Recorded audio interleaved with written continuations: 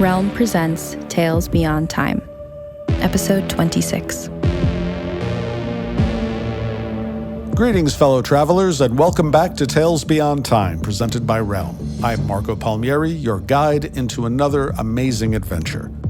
Strange horror is the theme of this episode, and I'm pleased to bring you two weirdly creepy tales by Marie Brennan and Jeffrey Ford. Celebrated writer Marie Brennan is best known for her wonderful fantasy fiction, but she also dabbles in horror, and What Still Abides is a fascinating look at old-world zombies. It was originally published in 2013 in the anthology Clockwork Phoenix 4 from Mythic Delirium Books, and is narrated for Realm by Walles Hammonde. It's harvest time, and a man returns from the grave to change the village forever. Gentle listeners, this is What Still Abides.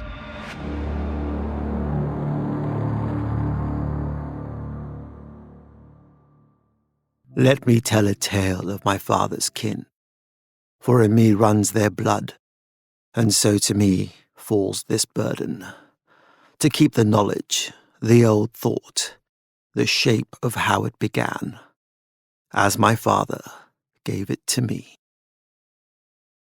Harvest time it was, the time of reaping and of dying, when his breath stopped and his blood stilled, and they laid his body in the ground. He had a name then, that now is gone. My father knew it, but told me not, saying it died with his life, and to speak it now would blight the speaker's tongue. He died at harvest, and they laid him in the ground, axe at his side, and barrow built over his head. After that came winter, wolf cold and sharp. It was a time of hunger, of bellies clenching hard, and even kin looking upon one another with an unkind eye. Men told ill luck in those long nights, sickness and wound, horses lame, and kine lost. Then came spring with storms, grimful rains to drown the fields, and the ground that was his grave became black with mud. One night a man, Leofnoth by name, son of Leofmer, hied to the Eorl's hall to drink among the thanes, as was his wont, and a shame unto his wife. But when he came there, they saw he was white as bone with fear, and his hands shook like leaves in the wind, though he had not yet taken ale. When they asked what had frightened him so, he said he had seen a man standing upon the grave. For this they laughed at him, and gave him a cup to drink, but rest Leofnoth would not, holding that he told only truth, and furthermore, that the man was no thing of this world.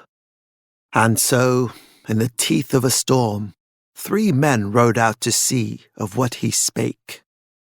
Stood a drag upon the brow of his barrow, feet mud-deep, neither shifting nor breathing. Warriors they were, bold thanes of the Eorl, who had seen that man buried, and would swear their oath that he was dead. Yet there stood the Lich, frost shrunk in his limbs and grey as old snow, like a curse upon the ground. Bold might they be, but near him none would go, for fear of this unearthly thing. Instead, they settled that they would fetch a god-man, whose holy words would lay the white once more. But when came the god-man with them to the barrow at the mist-shrouded break of day, cast down he could not what had risen from that earth, for the thing was mightier than he. Whatever word said he, the bone home neither shifted nor breathed, nor gave any show it saw the thanes and the god-man. Dead had he been, and so was he still, even upon the height of the barrow, instead of in its heart. The first of the thanes set himself to undertake what the god-man could not do, and bring low this weird thing. Fastened he his feet upon the ground, and put the heels of his hands upon the body, throwing against it all his weight. So might he have struggled against the mightiest tree, what little harvest had he for his work. Sought then the next of his fellows, and then the third, and then the three together. But all their strength could not shift the life-left flesh so much as the span of a hair. Unrestful were their hearts at this, but hid they their fear with laughter, saying that the wight wanted only the freshness of the wind. And so they left him there, for they could do naught. Came the children of the town to scorn at the thing, daring one another to feel the drake's dead hand, and their mothers pulled them away. 7 days after, came there a rider upon a horse, an errand man for the Aeol. As it went by the barrow, his horse bolted in fear, dashing up the slope and hurling its burden to the ground. But struck the horse's hoof against the head of the man, and came thus his blood, soaking the loam at the lich's feet. When came the thanes to gather up the errand man's body, the drake was not as he had been. Thick now were the arms withered by winter, ripe as the beginning of rot. But not like life was this. Sick swollen was he, full with the foulness of those who dwell with worms.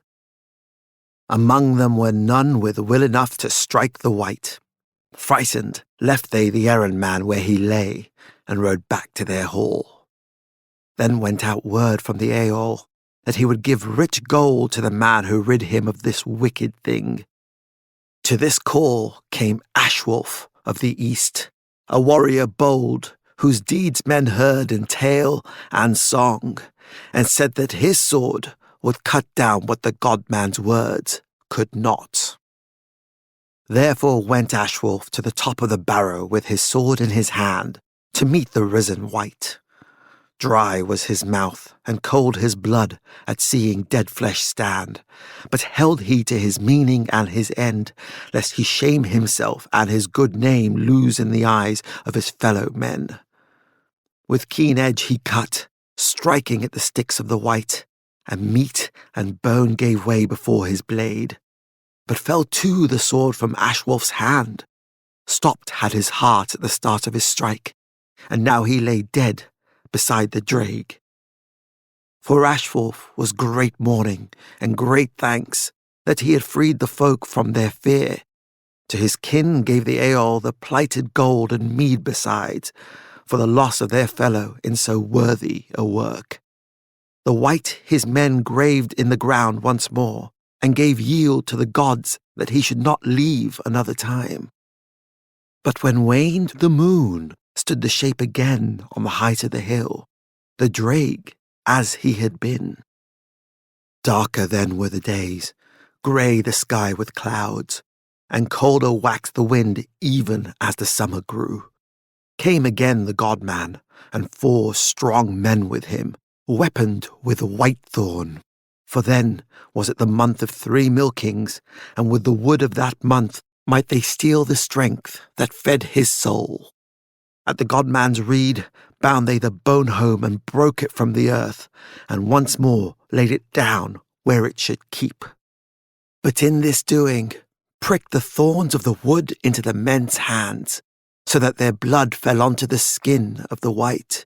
Drank the grey flesh these drops, and thereafter grew white, shining lich sick, as they steeped the barrow shut. Still darker dimmed the sun, so that churl and thane and Aeor alike dwelt in grave gloom. Came then the rain, almost without halt, drowning the home of seeds, killing the year before it lived. Empty were the keeps of corn after winter's end. Hunger was man's dish, and want his drink, and the wolf of death came for many. Thin grew the sky sickle and withered into black, and when darkest came the night, rose again the drake to stand upon the ground. More gold gave the Aeol, and clubs of the crab-apple tree for the boldest men to bear. Now this is the sole strength of apple, that it is the tree of life, whose wood is bane to things of death, Hewn was this wood from a holy tree, and marked with runes by the God-man, to give it might against the drag. Rode forth 6 men who climbed the hill, and with reckless hearts put themselves against this threat. Scathed their clubs the skin, and with the first blow came the breath of the wolf, the wind of winter from the wounds they made. Twice struck their arms, and crumbled the blossoms of the hedges into dust. At the last blow fell the birds from the trees, their feathers breaking against the ground. From the skin of the drag wept tears of black blood that froze the hands of the men. Numb-fingered, took they the raven's food and thrust it into the ground, stopping the way with stone. Then came the women and children, half-starved and scared, with shale from their houses and flint from their fields, to roof over the barrow, so naught might grow upon it again. But beneath the blood, the hands of the men were white as midwinter snow. Long then were the nights, though summer should have made sweet the sky, brought the day little sun, and no hope, and dwindled horse and kine for lack of grass. All kept watch for the waning of the moon, and what they knew it must bring. When saw the watchers the white again, it was the death of hope. No strength of sinew, nor holiness of heart, could drive the drag down whither it should be, and its foulness drain the life from the land. Dim were the days, and dead the fields, and the men with white hands walked about with empty eyes, stopping neither for food nor for sleep. Dread they woke in those who saw them, and in fear some sought to fight them. But when their foes their hands met, numb went their limbs, as if winter's cold bent their bones. And so left they such men to wander, and those who had not forsaken hope kept far from their path. But unaware the Eorl was not, and had readied himself for this rising. On the ground before his hall stood a stone. Into this carved the God-man his strongest runes, and wrote over them with his blood, begging the gods, the great ones of the other worlds, to make the stone the stopping of this bane. Sent the Eorl the last of his thanes to the bone-home's bed, where the white stood again. Dragged they the drag thence, the white-handed ones walking after, as if they were the thanes of that thing. But stopped they at the stakes that marked the ground of the Eorl's hall. On that ground one woman came forth, having kissed her kin and bid them farewell. Sarhild was her name, and well she knew this work would be her death or worse. But for the well-being of her folk, put she her hands to the lich's flesh, cutting it loose with an iron knife. Ulfkittel, best of the thanes, took the body sticks she bared and laid them upon the stone that the God-man had named the grinder of the grave. With other stones he broke them, stones carved also with the runes and blood of the God-man, while put Sarhild the flesh into a churn of oak, whose staff then beat it soft. White grew their skin where it met bone and meat, but their word they had given, and break it they would not before they were done. When ended their work, stood they with the empty-eyed ones, but their word they had kept, and so the Eorl gave Wergeld to their kin. What abided still, they put into a box, whose lid they nailed down with iron. At end fell dead the God-man, and his body rotted where it lay. At this ill foretoken, more gave in to fear, but said the Eorl that all his strength had gone into the spell, and his death was a mark of its might. Few then yet stood at the Eorl's side. Frost-bitten was the wind and dimmed the light, and held many to their homes. Of those who did not, too many walked about bearing white skin and empty eyes. But yet lived hope in the Eorl's heart. Took he the box and rode to the wealth house of the dead, shifting aside the stone to bury his burden where first they had laid the lich, in harvest time so long before. Then, having roofed the room anew, set he a watch to see if things would now be well. The end of this all men know. Upon the dark of the moon rose for the last time what men had thought to rid themselves of, fed full by the blood of the God-man, witlessly given. Came then those who yet lived, herded before the white-handed ones, to see the doom of the Aeol torn asunder for seeking to stop this thing. Fell his wound flood upon the watching ones, waking hunger in their hearts. Crawled they up the barrow's side to beg the blessing from the drag. Cut he his arm, and from it drank they the wolf wine, which gave to them knowledge of their weird and new ravening. And so has it been since that day. Never came the sun over this land after that. Dwell we therefore in darkness, that men from without hold in fear. From our new God take we our gift, and do his will however he bids. All hail to the Holy One, the bestower of blood, the gainsayer of the grave, whose life and might shall be everlasting. I promised you strange horror, and Marie Brennan delivered with her disturbing tale of old-world zombies. It's as if she crossed Beowulf with The Walking Dead, and I'm in constant awe of her narrative power. Our second story is by the much-celebrated Jeffrey Ford, who is well known for his strange and often disturbing short fiction. One of his more unusual tales, 86 Deathdick Road, has a nightmarish house party, sinister neighbors, and killer owls. It was originally published in 2010 in the anthology The Book of Dreams from Subterranean Press and is narrated for Realm by Steven Jay Cohen.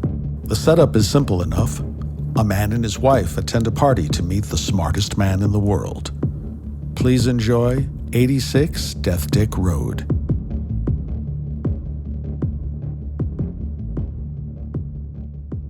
I had on my good pants, the uncomfortable ones, and was in the car with Lynn. I knew we were going somewhere I didn't have any interest in going because I was wearing a tie and jacket. She had on the lemon perfume I'd bought her 2 Christmases back. "When was the last time we were out on a date?" she said. She wore a brightly colored shawl, paisley and gold and orange. It came to me that her hair, when I wasn't noticing, had gotten longer, the way she'd worn it back in college. "Long time," I said, and made the turn on 206 heading south. Twilight was giving way to a cool spring night, and we drove with the windows open. "Who told you about this guy?" I asked. "I saw Theta in the market Wednesday. She and Joe went to see him. She said the guy's amazing." "The man who knew too much?" I asked.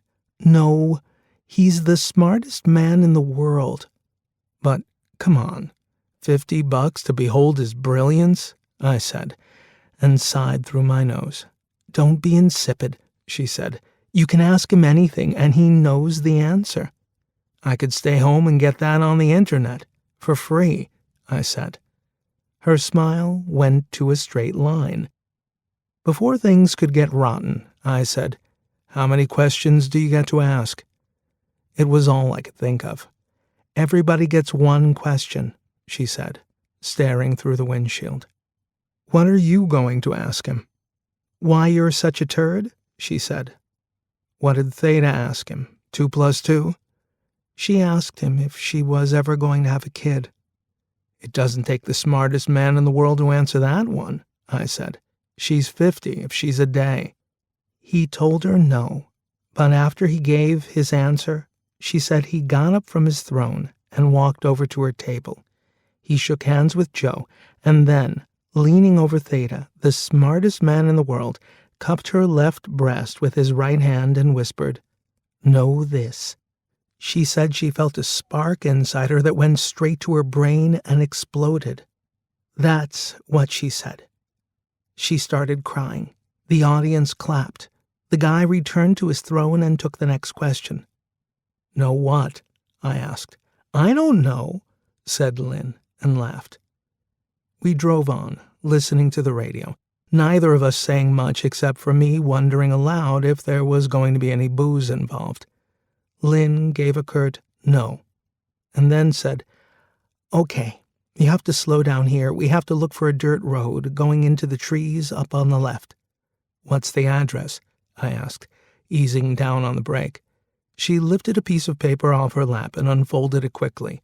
Turning on the overhead light, she read, 86 Deathdick Road.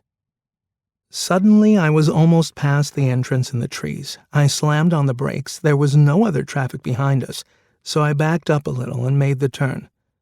"Okay, look for Deathdick," she said. "Are you kidding? Deathdick?" I said. I didn't see any streets, just the dirt road ahead, winding through the woods, lit by my headlights. "The place is called Mullions," she said. I looked over at Lynn, and her hair was glowing.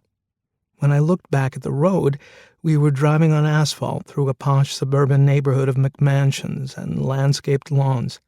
Up ahead, I saw a lot of cars parked along the street on both sides. "I guess that's it," I said. "But which house?" asked Lynn. I slowed way down and crept to the end of the car line on the right-hand curb. We got out, and I joined her on the sidewalk. Lynn pointed 2 houses away to a bright tube of violet neon twisted into the name Mullions. "Is this place legal?" I asked. "I guess so," she said. We were met at the front door by a thin woman on the downside of 60. She wasn't fooling anyone with the surgical cinching of her face. "Millions to Mullions," she said. "I'm Jenny. I hope you are ready for some answers tonight." She flashed us a smile of giant teeth and held out her hand, palm up. Lynn dug through her purse and retrieved our 50. Once Jenny had it in her hand, she said, "Ask well," and then stepped aside as we passed into the living room. Once we were out of earshot, Lynn said, "What was up with her face?" "It's better to ask well than look well," I said. The living room was packed, people milling around, talking, sitting on the gold-upholstered furniture. A huge, bad painting of a garden with a waterfall and a McMansion in the background hung in an ornate frame in the center of the wall above the couch. The carpet was also gold, and there was a small chandelier above. I looked around, and right off the bat, I spotted some of my neighbors from town. I pointed out Dornsbury to Lynn, and she rolled her eyes and whispered, "Not that douchebag." I'd never seen this guy at a party in town that he wasn't lecturing some poor bastard on the finer points of golf. A holy rolling, cigar-smoking runt. His presence was bad enough, but off to the left of us was Mrs. Krull, laying out for some old guy on the verge of either sleep or death, one of her long bummer stories. When her one-legged aunt had succumbed to cancer of the vagina, she'd called and kept me on the phone for an hour with the excruciating details. I'd heard she had a pair of gray parrots on perches in her dining room that crapped willy-nilly and constantly repeated the phrase, "Just kill me," in her husband's voice. Lynn saw I'd noticed Krull, and she said, "Sorry." "This smartest man better be really smart," I said. Then a woman walked by carrying a small plate with hors d'oeuvres on it. I thought I caught a glimpse of pigs in a blanket. "Eats," I said. "If they have anything to drink besides soda, bring me a glass," said Lynn, and I was off, wending my way through the crowd, happy to have a purpose. On the way, not really knowing where I was going, I spotted a good-looking young woman with a pile of blonde hair, holding a plate with water chestnuts wrapped in bacon. Not bad, I thought, and hoped there'd be spare ribs or maybe shrimp. I got jostled by the crowd, excusing myself a dozen times for every few feet traveled. It was the sight of someone holding a beer that gave me the fortitude to continue. Within that sea of bodies, it got really hot and I started to sweat. The deep rumble of conversation washed over me from all directions, snatches of dialogue differentiating themselves for a moment and then melting back into the general hubbub. "I told her, 'Don't try it, bitch.' Peter did so well on the SATs they had to invent a new grade for him, better than A+. The dog is old. It craps on the rug every day now. It's supposed to snow later. When it felt as if I'd been on my pigs-in-a-blanket search for a half hour, I finally went up to a woman I vaguely recognized from the grocery store in town, where she was a cashier. "Hi. Do you know where the food is?" I asked. She shook her head, and when she did, right on the spot, she turned into Dornsbury. He gave me a look of contempt. "We're all Christians here," he said, and took a long swig of his beer. "What religion are you?" "Where'd you get the beer?" I asked. "You've been asked a question," he said, and pushed his glasses up the bridge of his nose with the back of his beer hand. "I'm a product of the age of reason," I said. "Where's the food?" He shook his head as if in disgust and pointed behind me. I turned around. The crowd parted, and there was a long table with bowls and plastic cups, and a crystal punch bowl half filled with a yellow liquid. As I walked away from him, I heard Dornsbury hurl the insult, "Clown," at me. Any other time I might have pounded his face in, but instead I just laughed it off. The food table, in the state I found it, held a bowl with 3 pretzels in it, and 5 other bowls of a tan dip that had crusted dark brown at the edges. A live fly buzzed in the middle of one bowl, unable to free itself.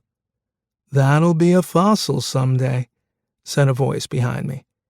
I turned to see a thin man in a black tuxedo. He had a wave of slick dark hair in front, big, clunky black-framed glasses, and a thinly trimmed mustache. "Pretty appetizing, huh?" I said to him. "Allow me to introduce myself," he said. "I'm the smartest man in the world." I shook his hand and told him my name. "If you're the smartest man in the world," I said, "how'd you wind up here?" He gave a wry smile and told me, "I only answer questions for money." I felt in my pants pockets for a crumpled bill.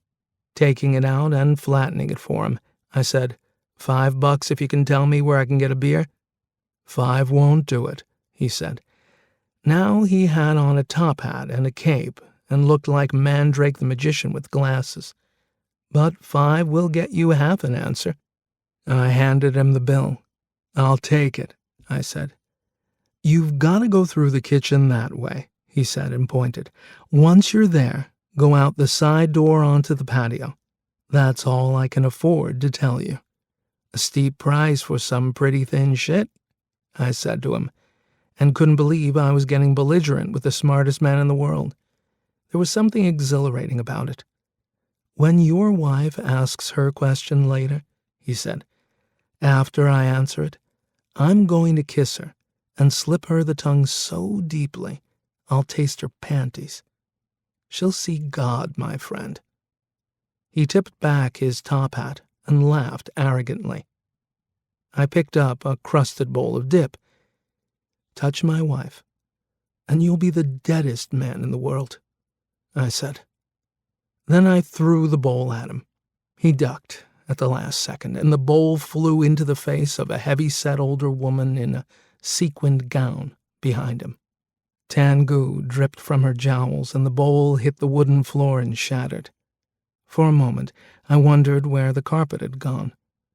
The woman I hit had been standing with an aged gentleman wearing a military uniform and sporting ridiculously thick mutton chop sideburns. "Preposterous," he shouted, and his monocle fell from his eye. He reached for the sword he had in a scabbard at his side. Meanwhile, the smartest man in the world had lived up to his name for once, and had split. I didn't see him anywhere. I followed his lead and merged into the crowd, moving fast, sweating profusely. In the kitchen, there was a fire eater. He was performing in the corner by the range. People had gathered around to watch, and it was impossible to get through to the patio door, which I could glimpse occasionally between heads in the crowd. I had to wait for him to finish his act, and hope the logjam broke up. I watched him. He had 2 little torches that he held with the middle finger of his right hand. He'd pour lighter fluid on them and then turn on the range and light them off the burner. He had a small blonde ponytail and a beat-up face, broken nose, and scar tissue around the eyes. He was a lackluster showman. His approach was to say, "I'm gonna eat fire now," in a low, placid voice, and then he ate it. After you've seen someone eat fire once, there's not much else to it. I watched him eat fire 5 times, and by the 4th time, even though nobody left, nobody was clapping either. I had cold beer on my mind, so after the 5th time I said in a loud voice, "All right, let's get on with it." To my surprise, people started leaving the kitchen. The fire eater tried to see who'd said it, but I kept my gaze down and pushed gently forward. I found the cooler of beer out on the patio. It was filled with ice and rolling rock. I took one and sat down at a glass-topped table on a wrought iron chair with arms my fat ass barely fit between. I was alone out there in the dark. The night was cool, but pleasant, and I could feel the sweat drying. Someone had left behind a pack of cigarettes, Lucky Strikes. I didn't know they still made them, and a lighter. That beer tasted like heaven, and the cig wasn't far behind. I took out my cell phone and dialed Lynn. It rang and rang, and then she answered. "Where are you?" she said. I told her. "I'm out on the patio having a beer." "The show's going to start any minute," she said. "I got us a table." "You can't believe how big the place is," I said. "How many people are here? It took me forever to get to the food table." "Bring me a beer?" she said. "Will do. And listen, if I don't get back in time and the smartest man in the world answers your question, don't let him touch you." There was silence from the other end of the line. I said her name a couple times, but it was clear we'd either been cut off or she'd thought we were through and hung up. I put the cigarettes and lighter in one jacket pocket and then took another beer and put that in my other jacket pocket. I put my smoke out in a planter at the edge of the patio and then turned to head back in. As I moved toward the house, I saw the smartest man in the world's face at the window of the door. He smiled at me and waved, before looking down as if he was going to open it and come out. An instant later, he was gone. I tried the doorknob and realized what he'd done was lock it. When I knocked on the door, I looked inside and saw the kitchen was completely empty. I heard a window opening above me on the 2nd floor. I backed onto the patio and looked up. The smartest man in the world poked his head out.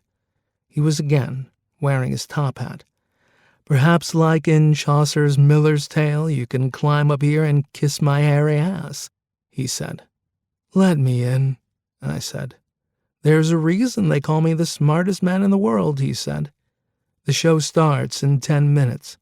"I'm going to call the cops," I told him. "Dornsbury says you're a pussy," said the smartest man. "I'll kill you both," I shouted. "No, you won't. Now hurry around front and pay again to be let in. You might catch me answering your wife's question." I heard Dornsbury's laughter in the background. The window shut with a bang. I took out my cell phone, but when I flipped it open, it was dead. "Shit," I said, and headed for the edge of the patio. Only then did I notice that the side of the house butted up against the edge of a forest. In the moonlight, I could make out tall pine trees in both directions. There was a path that went either around the back of the place through the trees or one that looked like it led to the front of the house. I was just about to head for the front when I realized that was the smartest man's advice. What were the chances he was going to tell me the best way to go? I stepped onto the path and headed toward the back. There were stretches of perfect night where the pines blocked the moon completely. I walked fast for a way, but was soon out of breath, and my Achilles tendon was aching.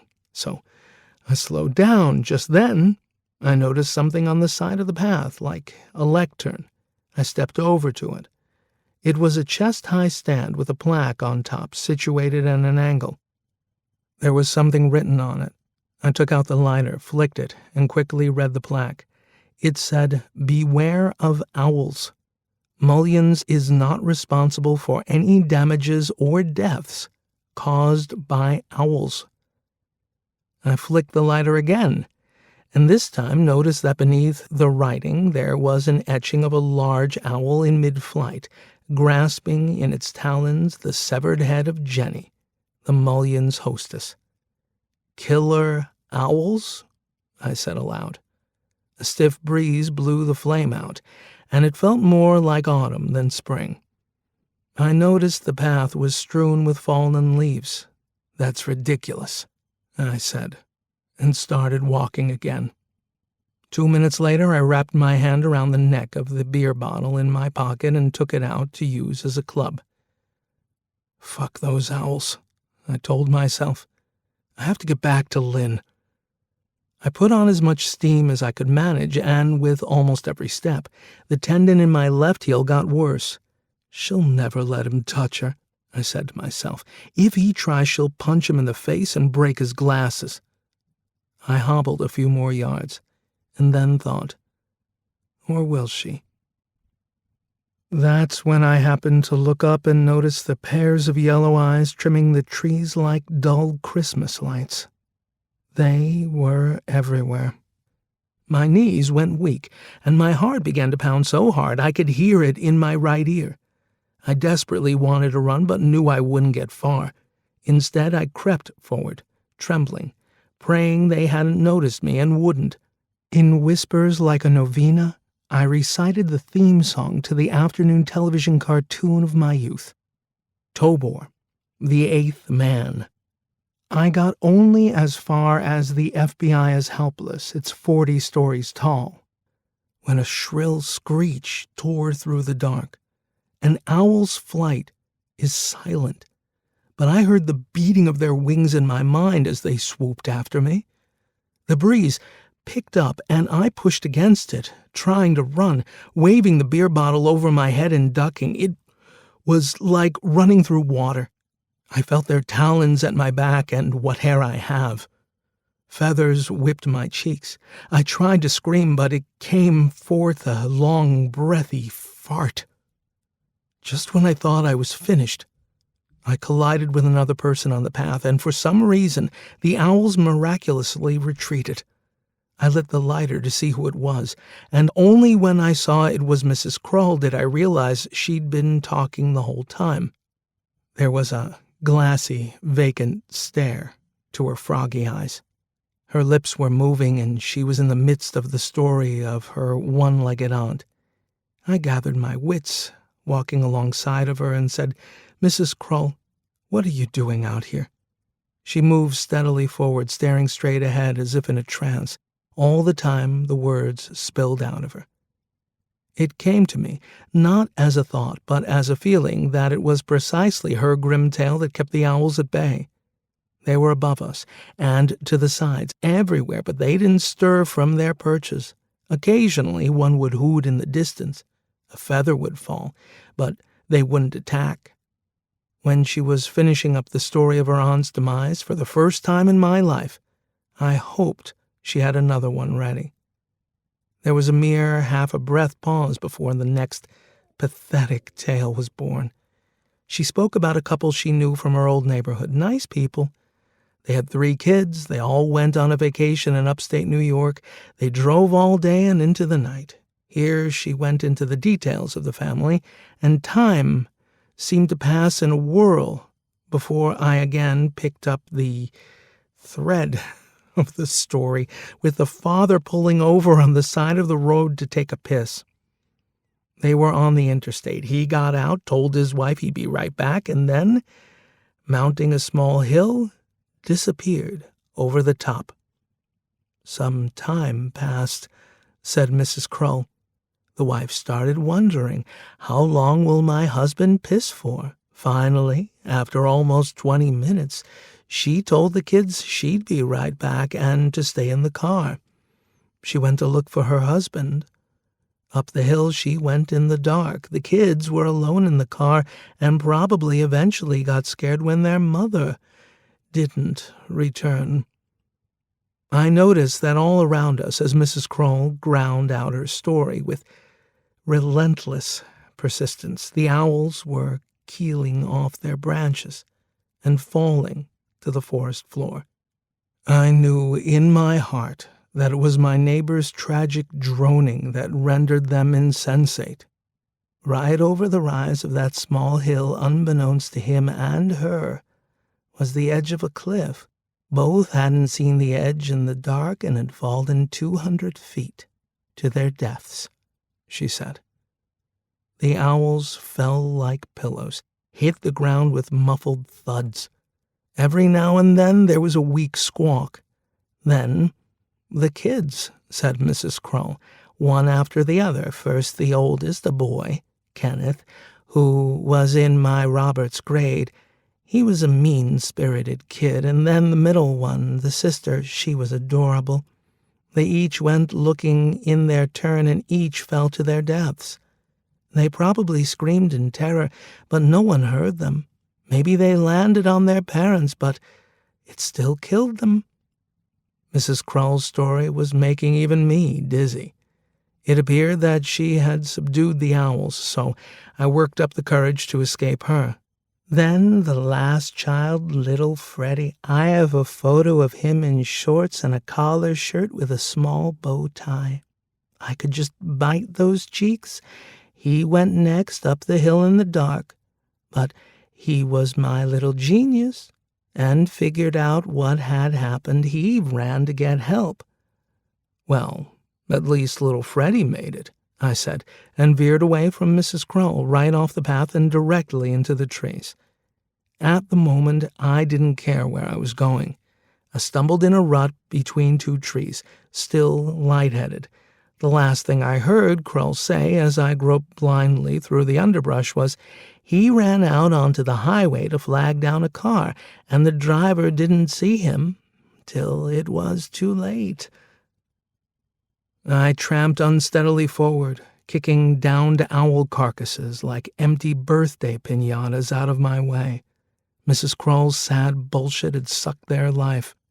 It struck me that the potential of her drivel was like a terrible superpower, and I had a brief vision of her walking through the sky on a blue day, dressed in white robes with a halo, a 6-foot uprooted sunflower chained to her ankle, gliding along behind her. It was a fear-soaked hour or more, submerged in the dark, skinning my shins, taking branches to the face, before I returned to the patio. Sitting in the wrought iron chair at the table, I popped the beer I'd been carrying and lit up a smoke. I noticed that the house was perfectly silent and dark. I missed the whole goddamn thing, I thought. I never got to ask my question. Lynn has long been tongue-kissed by the smartest man in the world and seen God, and I'm cast away in Owl Forest. What the fuck? After finishing the cigarette and half the beer, I got up and checked the kitchen door. To my surprise and elation, it was unlocked. I opened it and stepped into the silence of the dark house. Without even closing the door behind me, I was off on a beeline for the front door. Who knows how long it took to cross the kitchen, to reach the entrance to the living room, which itself was vast. Only when passing the occasional window did the moonlight allow me to see where I was going. Otherwise, I slammed against furniture and at one point might have tripped over a body. My tendon was acting up badly, so I stopped after a long while by one of the windows and had another smoke. While I rested, I looked outside and saw that it was snowing. As soon as I saw the snow, I heard the wind howl. Great, I said. I put the cigarette out on the windowsill and left it there.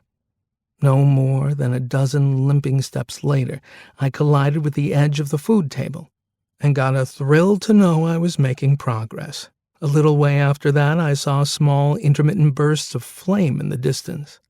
That flame was my lighthouse. For some reason, I believed it would bring me to the front door and my escape. So entranced was I with the rhythmic fire that grew ever more prominent with each painful step that I was almost upon the source of the phenomenon before I realized what was causing it.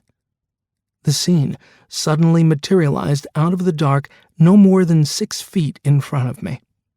There was Jenny, completely naked, her sagging yet emaciated body perched in the throne of the smartest man in the world, with her legs spread and hooked over its wooden arms. Kneeling in front of her was the fire eater, with his head between her legs, only this time it wasn't fire he was eating. I watched as Jenny glowed from inside like a jack-o'-lantern, saw the silhouettes of her ribs and spine and heart. Then she gave a slight moan, opened her mouth, and a burst of flame shot out. I took a step back and stared in amazement. I was afraid they'd see me there, but I was also afraid to move. Finally, I don't know what possessed me. It was like some kind of momentary insanity. I yelled, "I see you!" The fire eater never even turned around, but kept working like he was non-union. Jenny lifted herself a little and turned to look at me. She reached up to her chin and then, grabbing it, literally pulled her face off like it was a rubber mask. The jaws of her skull head creaked open. There came a moan, and then she shot a long burst of fire at me. I ran, but felt the sting of her flaming tongue on my left earlobe. The next thing I knew, I was standing out on the front lawn. It was freezing, and the snow was driving down.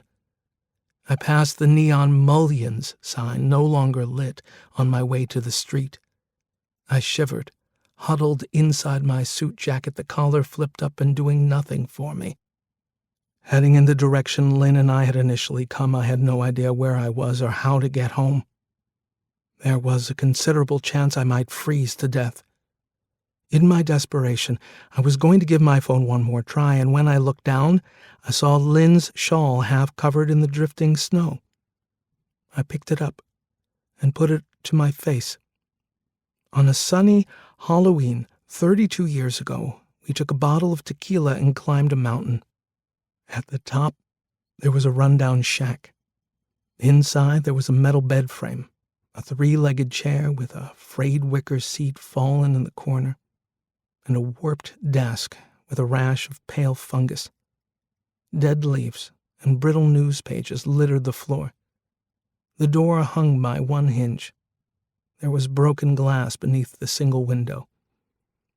In a drawer of the desk, Lynn found a mildewed dictionary, and in it, a letter from 1932. The envelope was marked "Return to Sender." The salutation read, "Love you forever." A car came slowly down the road toward me, and when it drew close, its headlights flicked on and off. It drew up next to me, a late-model Mercedes. The window went down. A cloud of cigar smoke escaped, and I saw it was Dornsbury. "Get in," he said. "The owls are waking up." For just a second, I was going to tell him to fuck off, but the promise of owls, not to mention the bitter cold, humbled me. I hobbled around to the passenger side and got in. "Are you going to town?" I asked him. "Yeah, I'll drop you at your place." The car was so warm, and it felt great to get off my feet. "I ran into the owls earlier," I said. Dornsbury's cigar had vanished. Both his black-gloved hands were on the leather steering wheel.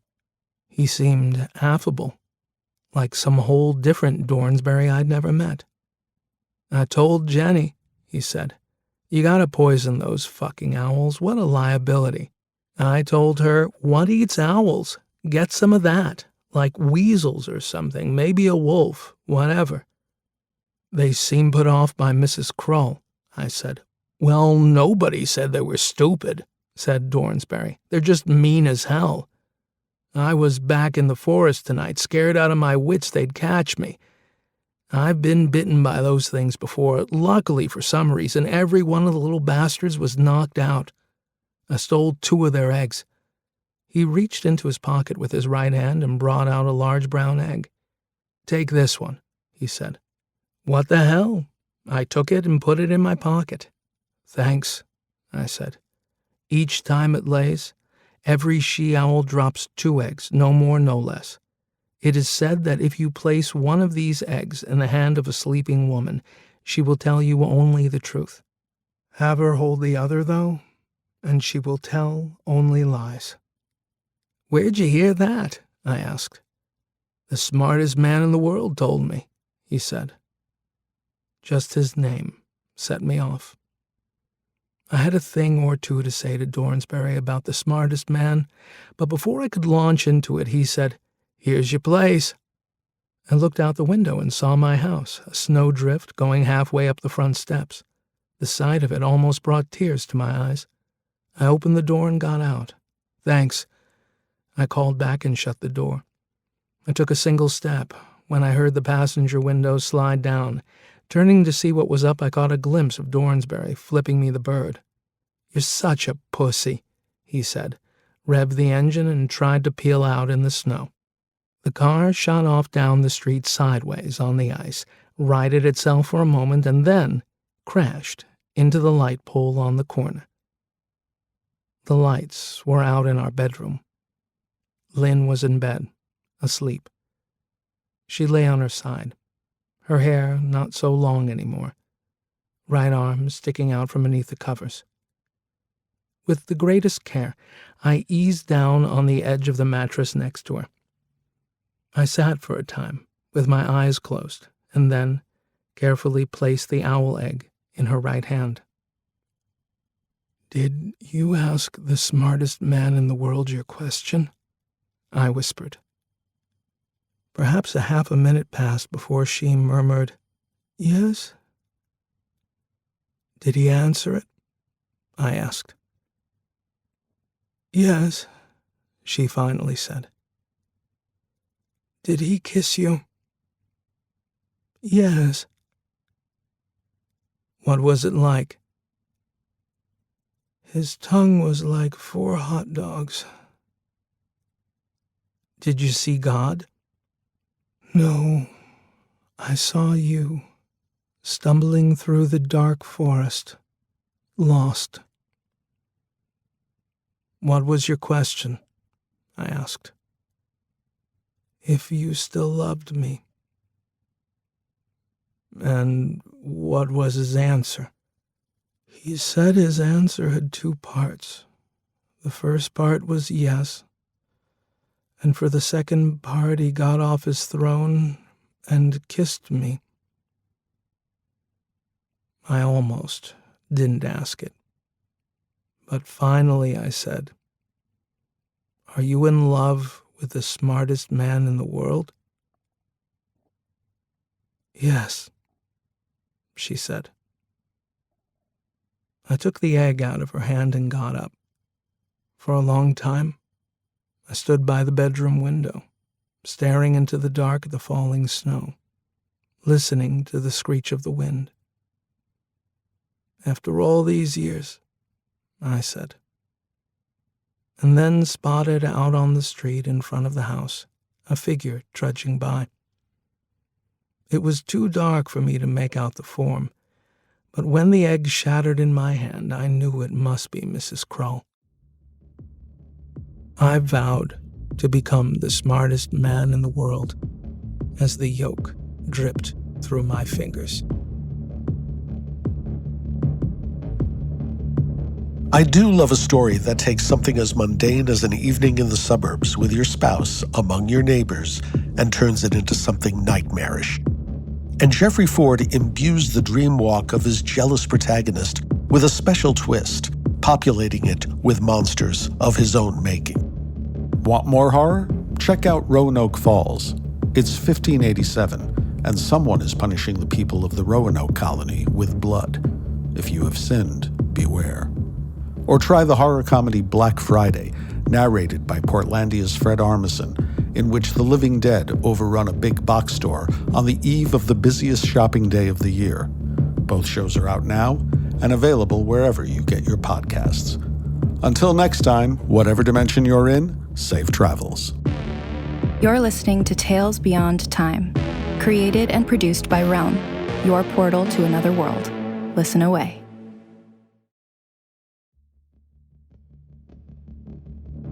Tales Beyond Time, Episode 26, features What Still Abides, written by Mary Brennan, and 86 Deathdick Road, written by Jeffrey Ford. It is produced by Mary Osadolahi and Marco Palmieri, associate produced by Alexis Latshaw, and executive produced by Molly Barton, hosted by Marco Palmieri, and performed by Walles Hammonde and Steven Jay Cohen. Audio produced by TiDef Studios. Additional editing by Nicholas Papaleo. Cover art by Kendall Thomas.